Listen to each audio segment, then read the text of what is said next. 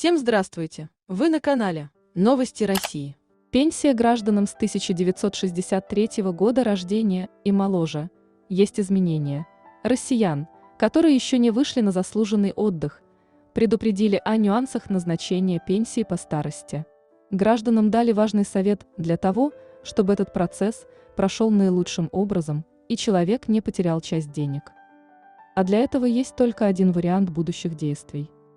Многие граждане до конца не понимают, когда именно им нужно обращаться за назначением пенсии.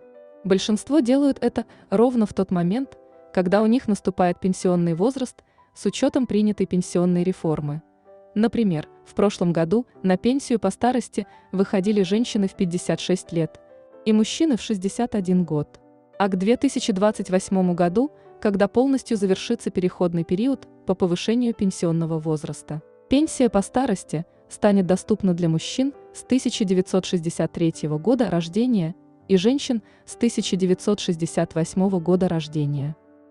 При этом многие обращаются в ПФР за пенсией в самый последний момент, но юрист не советует так делать. Ведь специалисты назначают человеку пенсию с того дня, как он подает заявление.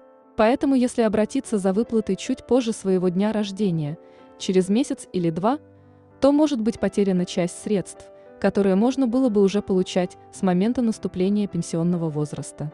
Именно поэтому юрист рекомендует обращаться в фонд за пенсией заранее.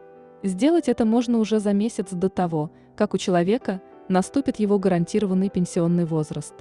К примеру, в 2028 году такое право наступит для россиян с 1963 года рождения и моложе.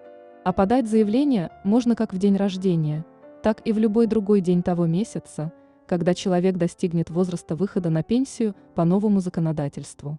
Пишите комментарии, ставьте лайк, подписывайтесь на наш канал.